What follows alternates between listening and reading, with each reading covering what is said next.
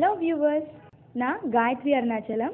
Gayu cook tipsங்கற இந்த YouTube channel மூலமா வாரம் ஒரு ரெசிபியா பார்த்துட்டு இருக்கோம். இந்த வார ரெசிபியை பார்க்கறதுக்கு முன்னாடி என்னோட சேனலை மறக்காம சப்ஸ்கிரைப் பண்ணிடுங்க. பக்கத்துல இருக்க பெல் சிம்பலை பிரஸ் பண்ணிடுங்க. என்னோட வீடியோஸ் ரெகுலரா உங்களுக்கு கிடைக்கும். வாங்க இந்த வார ரெசிபி என்னங்கறத பார்க்கலாம்.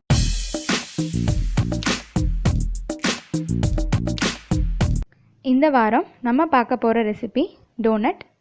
இதை வீட்டிலே எப்படி ஈஸியாக பண்ணுறதுங்கிறத பார்க்கலாம். இப்போது டோனட் செய்கிறதுக்கு தேவையான பொருட்கள் என்னங்கிறது பார்த்துடலாம். மைதா 1 கப், சர்க்கரை 1/4 கப், முட்டை 1, வெண்ணெய் 1 ஸ்பூன், உப்பு 2 பிஞ்ச், எண்ணெய் பொரிக்க தேவைக்கு.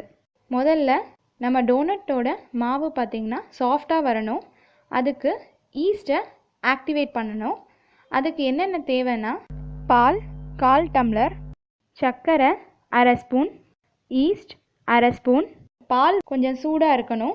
பால், சர்க்கரை, ஈஸ்ட் இது மூணையும் மிக்ஸ் பண்ணி ஒரு 10 நிமிஷம் நீங்கள் அப்படியே விட்டுருங்க. 10 மினிட்ஸ்க்கு அப்புறம் எடுக்கும்போது அது நல்லா உங்களுக்கு மேலே நுரைச்சி வந்திருக்கும். ஸோ அதை நம்ம டோனட்டோட மாவில் மிக்ஸ் பண்ணிக்கலாம். இப்போது ஒரு பாத்திரத்தில் மைதா மாவு, சர்க்கரை, உப்பு, முட்டை, வெண்ணெய்,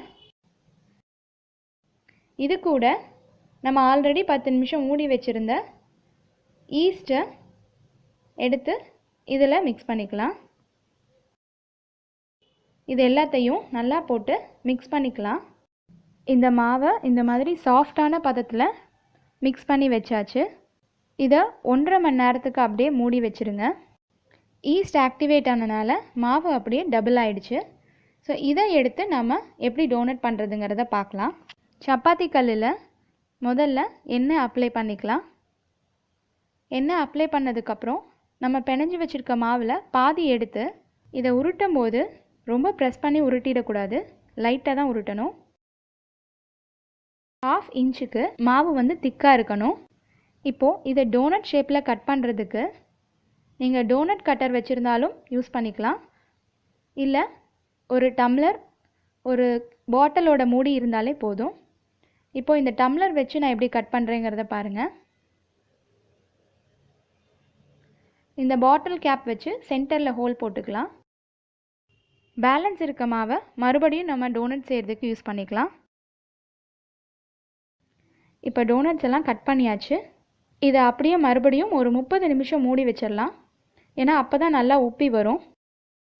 இப்போ 30 நிமிஷம் ஆயிடுச்சு. டோனட்ஸ் எப்படி உப்பி வந்திருக்குன்னு பாருங்கள். வானலியில் எண்ணெயை நல்லா சூடு பண்ணிவிட்டு இப்போ டோனட்ஸை பொரிக்க ஆரம்பிச்சிடலாம். பொரிக்கும்போது 2 பக்கமும் திருப்பி விட்டு கோல்டன் ப்ரௌன் வந்தோடனே நம்ம எடுத்துடலாம். இப்போது இந்த டோனட்ஸ்க்கு அவுட்டர் கோட்டிங் நம்ம கொடுக்கறது சுகர் கோட்டிங் கொடுத்தோன்னா நல்லா டேஸ்ட்டாக இருக்கும். அதுக்கு சர்க்கரை 1/2 டம்ளர், ஏலக்காய் 1, வாசனைக்கு நீங்கள் வேணும்னா யூஸ் பண்ணிக்கலாம். முதல்ல சர்க்கரையவும் ஏலக்காவையும் மிக்சியில் போட்டு நல்லா பவுட்ரு பண்ணிக்கலாம். இந்த மாதிரி நல்லா பவுட்ரு ஆனோடனே நம்ம ஆல்ரெடி தயார் பண்ணி வச்சுருக்க டோனட்ஸை இந்த சுகர் பவுடரில் நல்லா அப்ளை பண்ணோன்னா டேஸ்டியான சாஃப்டான டோனட் தயார். இந்த வார ரெசிபி எல்லாருக்கும் பிடிச்சிருக்கும்னு நினைக்கிறேன். இந்த ஈஸியான ரெசிபியை நீங்களும் செஞ்சு பார்த்துட்டு மறக்காமல் எனக்கு கமெண்ட் பண்ணிவிடுங்க. இந்த வீடியோ உங்களுக்கு பிடிச்சிருந்தா லைக் பண்ணுங்கள், உங்கள் ஃப்ரெண்ட்ஸ் எல்லாருக்கும் ஷேர் பண்ணுங்கள். நன்றி.